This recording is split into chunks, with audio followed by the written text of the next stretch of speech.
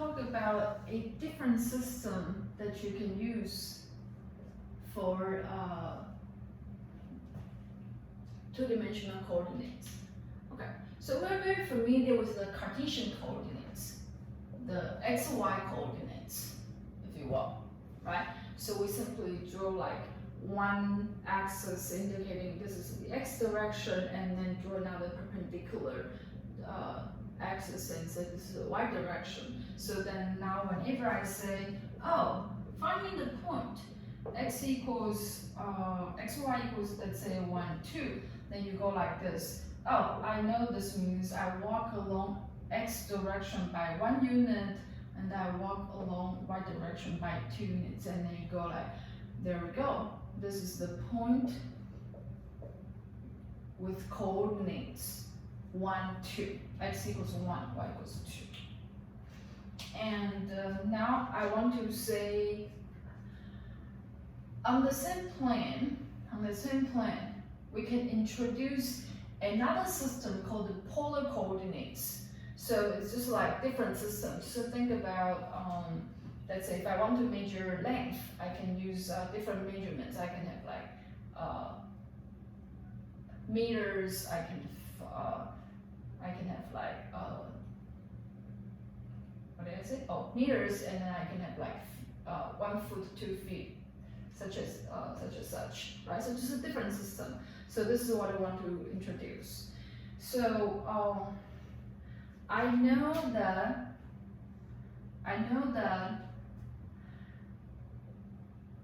if I compute x squared plus y squared, then I will find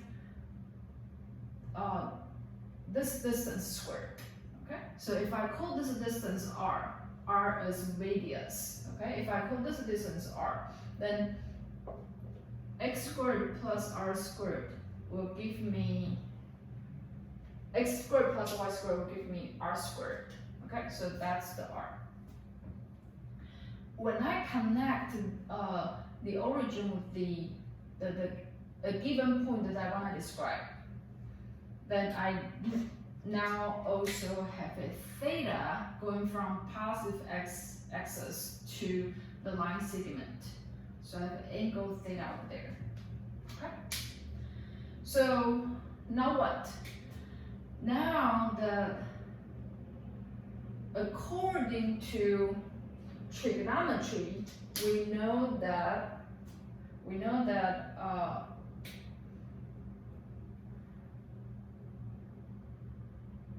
cosine theta, okay, cosine theta is the adjacent, which is the, okay, so if I look at this right triangle, you see on the horizontal side I have the x unit, so this is x equal to 1. So the length of this side is equal to 1, and for this side the length is equal to 2. Okay, just a concrete example, but in general I'm gonna say I have x here, I have y there. So cosine theta in a right triangle is the adjacent, so that's the x value, over the hypotenuse.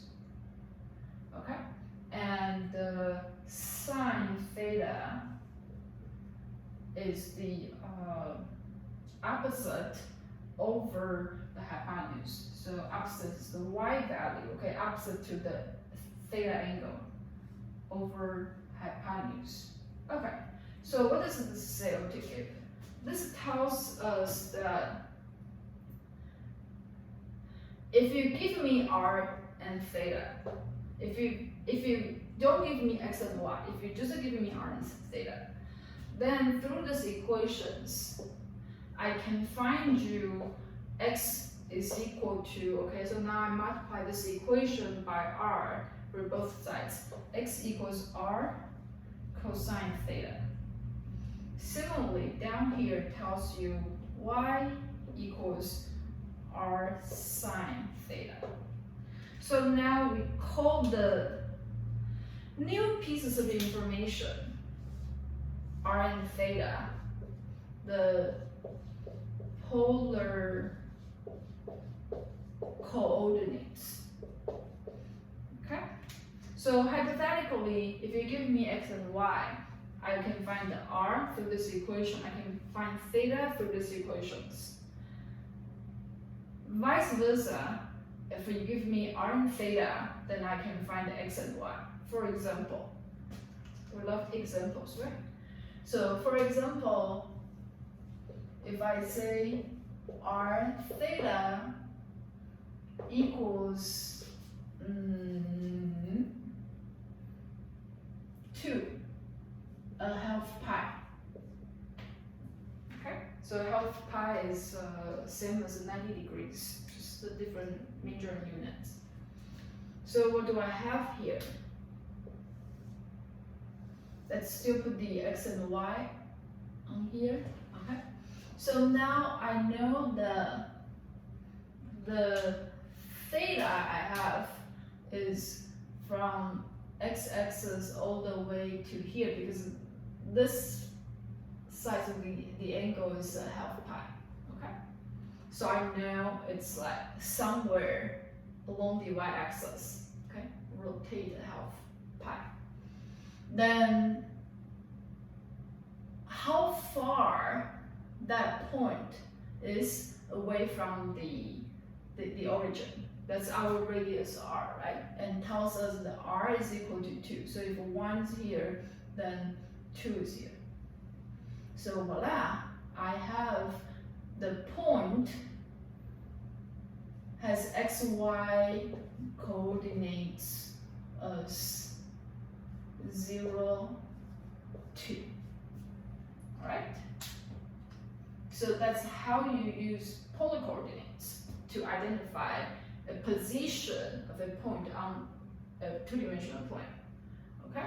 So now if you will, let's use these relations. These are very important. So these two equations tells us how you go back and forth between the xy coordinates and the polar coordinates. Okay? So I have r equals 2, theta equals a half pi. According to the formula, x equals r cosine theta, y equals r sine theta, and if you want to do the computation, this is 2 times cosine of a half pi, and this is 2 times sine of a half pi. Okay? So think about the cosine and sine values as spatial angles. Then you'll realize the cosine half pi equals 0, so 2 times 0 is equal to 0. And sine half pi is equal to 1, so 2 times 1 is equal to 2. If you don't remember how to find spatial values, the trig function values at spatial angles, I think I made a supplemental videos for you about the trig functions, so you can go watch the videos there, just to pick this up very quickly. Okay, so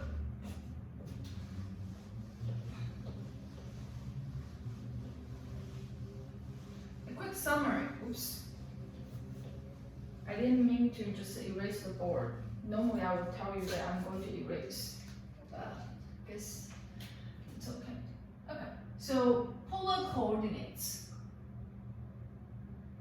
are the coordinates with information radius r and angle theta.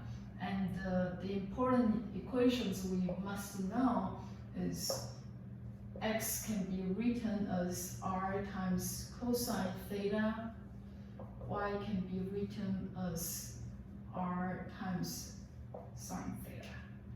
Okay, so now you know that if I want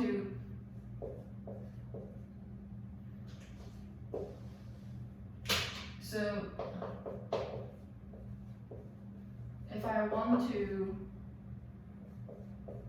locate a point on R2, I can what? I can use either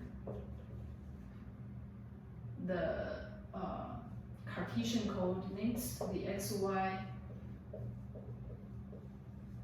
coordinates, or the r theta coordinates.